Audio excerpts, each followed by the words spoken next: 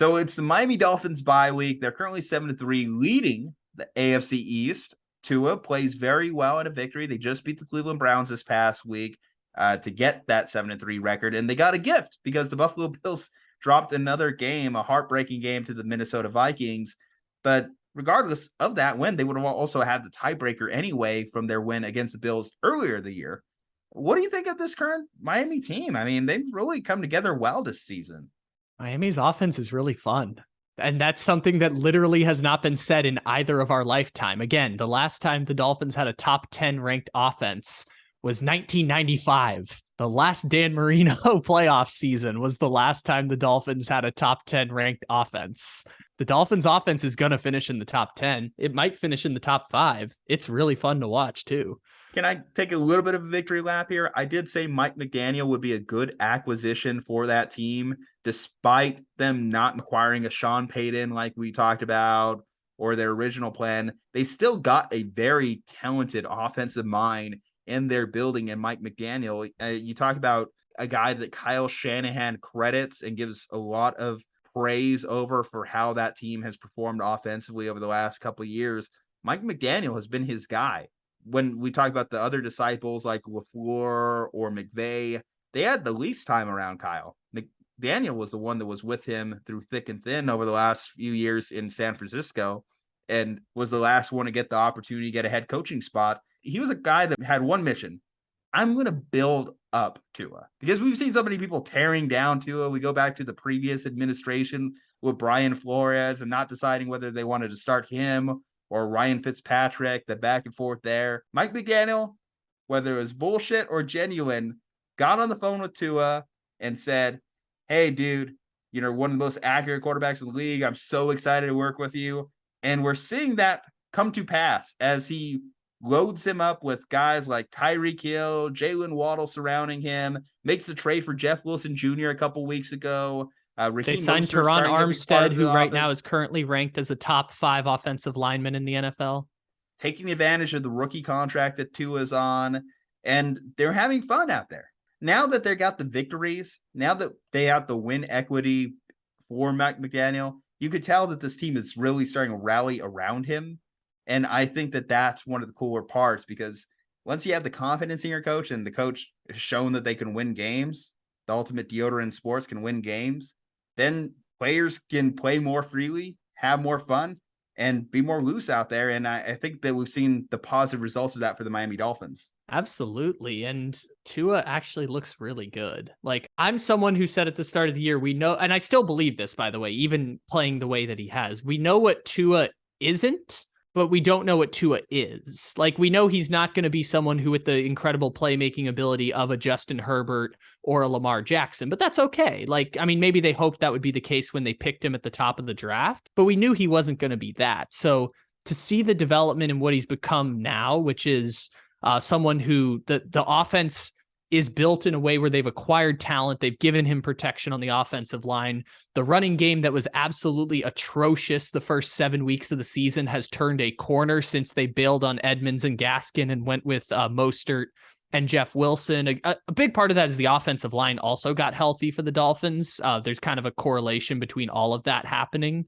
So they've turned a corner offensively. I think they averaged like 6 yards a carry in that game on Sunday against Cleveland. Like, they have been excellent when it comes to developing that offense. And as a result, Tua has one of the highest passer ratings in the NFL. He's completing about 70% of his passes. It's been a very, very good season. The flip side of that coin after complimenting him is, do you give him a contract extension? I would not. I would certainly not give him a contract extension after this season, but that's neither here nor there. What's more important is that they have, I think right now, the 6th ranked offense the last time I checked, and there's no signs of slowing down. Like, they play bad teams and they beat the shit out of bad teams by scoring a lot of points. Their defense is finally falling apart after they were very turnover heavy the past couple of years, and it masked a lot of problems. And losing Brian Flores has certainly made an impact on that defense, because that defense is actually kind of bad this year for Miami. I know they added Bradley Chubb to try and stabilize things, and they have some talent, but it's like they just flipped. Like, their offense is really great and their defense is not great. And that makes Miami one of these teams that, because of all the talent they've added, is actually going to be a legitimate playoff team. Well, you mentioned you don't know what he is. Well, he is the number one QBR in football right now at 82.6, 18-3 touchdown interception ratio. Very good. And if that trends in the direction we think it's heading, we're talking about a guy who's putting up 30 and maybe 5 or 6. And I think the thing that plagued Tua in the early part of his career is he had a lot of bonehead turnovers, a lot of really bad interceptions that were uncharacteristic of the Tua that we saw at Alabama. And he still has his shortcomings. And I think one of his big shortcomings is that all his deep passes have some shortcomings in getting to the wide receivers on time. But I think the genius of a Mike McDaniel, I'm not going to call Mike McDaniel a genius, but the genius of a Mike McDaniel is that he's going to put his player in a spot to succeed. And I think that you just start phasing stuff like that out of the offense a little bit. Maybe it makes it a little bit more predictable, but if you do something extremely well, then you could compensate for the things not being a part of your offense or non-existent in your offense. We talk about what Jimmy Garoppolo has done for years. Yeah, you can't throw the deep ball consistently, sure, but maybe I'll just dominate the middle of the field. Maybe that's what Tua does. Just dominate the middle of the field, the sidelines, and slightly more accurate and hitting these speedy wide receivers and Waddle and Hill in stride. And the improvements on the running game, Jeff Wilson Jr. has really been a nice little spark plug for them over the last couple of weeks.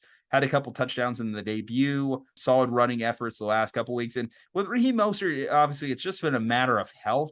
Can Raheem Mostert stay healthy? And he has. Use him sparingly, use him as part of a rotation. He's still one of the fastest players in the league. So if you use that skill set along with Tyreek Hill's skill set, you have a very fast offense. You have all players that if we were having just a 100-meter dash, the Dolphins would probably be one of, if not the winners. They would be one of the top place winners in terms of just speed as a team. And that's what they were going for. By the way, now that they've updated for this week's numbers, I actually undersold the Miami offense. DVOA, which is Football Outsider statistic that takes game situation into account. I cite it all the time because I think it's more reliable than some of these other statistics. Number 2 offense in the NFL. The number 2 offense in the league is what we're talking about with the Miami Dolphins so far this season. And it's been incredibly fun to watch at the same time. I know they almost lost the Detroit game and they probably should have lost the Chicago game, but they still put up 30 points in each of those games. And then against a bad team, put up 39 last week. Like, that's the same type of stuff that Kansas City has done in past years. Not necessarily the way they've gotten there, but the idea of going against any team, obviously not great defenses, but the ability to just put up 39 points. And then when game situation dictates it, we only need to score 20, but the more important thing is like keeping Buffalo's offense off the field in a situation like that game they played in week 3. So Miami has been basically doing whatever they want on offense. And now that they're able to establish a clear and concise running game, I think it stays pretty consistently a top 5 offense from this point going forward. I think the grander question with where they currently are in this season heading into the bye week is, can they win their division? Buffalo opened the door for them. Can Miami step on through? It would be cool if they did. I will set the expectation in the exact same place as we did the last time we talked about the Miami Dolphins, which is there are 3 teams in the AFC that are going to make it to the Final 4, which is the divisional playoff. It is Buffalo, Kansas City, and Baltimore. Those teams are the 3 best in the NFL. I think Miami's right in that group as well, but specifically those 3 teams are the ones that I would point to and say they will be in the next round of the playoffs. Who's the 4th team that joins them? Is it Miami?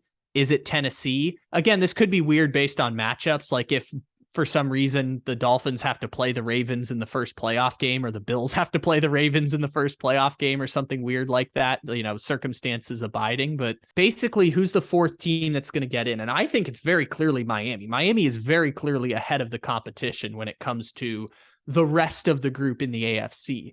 Now, matching up on the road against Kansas City or matching up on the road against Baltimore, I think they'd be somewhere in the 4 to 7 point underdog range, and maybe even a little bit more against Kansas City. But that's a really good place for Miami to be in, because again, they haven't won a playoff game since 2000. Just 2000, like no other year added to it. It's been 22 years since they won a playoff game. And if they get a road playoff game at Tennessee, or say they win the division, I think that Buffalo has blown their capital or their ability to rest players, because Buffalo should be 8-1, but they're 6-3 because they threw up on themselves in the Miami game and threw up on themselves in the Minnesota game. Mhm. But I still say that even if Miami doesn't win the division, you put them in that spot and you put them on a road playoff game against the Titans, Dolphins are favored in that game. And that's incredibly exciting. Well, let me ask you that.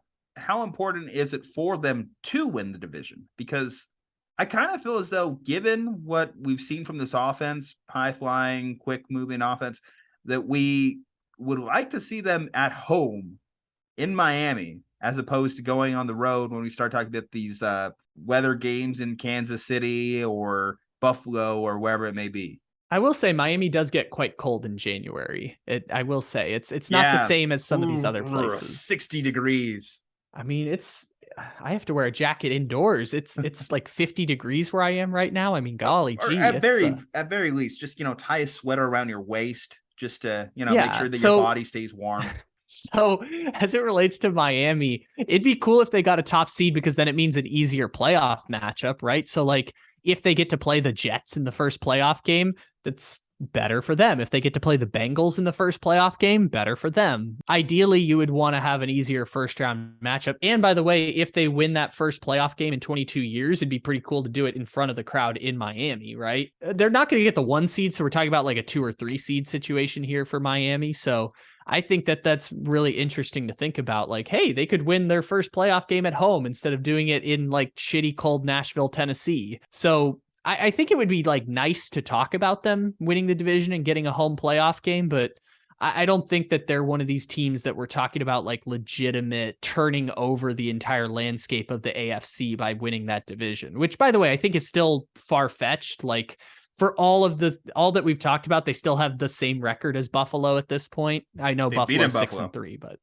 yeah, Buffalo's going to be 7-3 at the end of this week. But the same idea is like they're at the same record at this point. So I think it would be interesting to see them host a playoff game in the first round, because then it would almost seal the deal. I mean, unless something weird happens where they have to play Buffalo in the first wild card game. But like, other than that weird circumstance, they'd be a heavy favorite against the Bengals or the Jets or the Chargers or the Patriots if they met in that first playoff game. Right now, all AFC East teams are in the playoff picture. We'll see how that kind of shakes out. But anyway, guys, how are you feeling about this Miami Dolphins season? I know it's a big week for the Miami Dolphins fans, as pour one out, the Philadelphia Eagles lost. So once again, that 1972 Dolphins team gets to celebrate being the only one in NFL history. If you're celebrating that as well, leave some champagne glass emojis in the comment section. Leave a like on the video, subscribe to the channel, follow us on all our social medias. From Juju, from Kyle, stay safe, happy, and healthy. We will see you next time.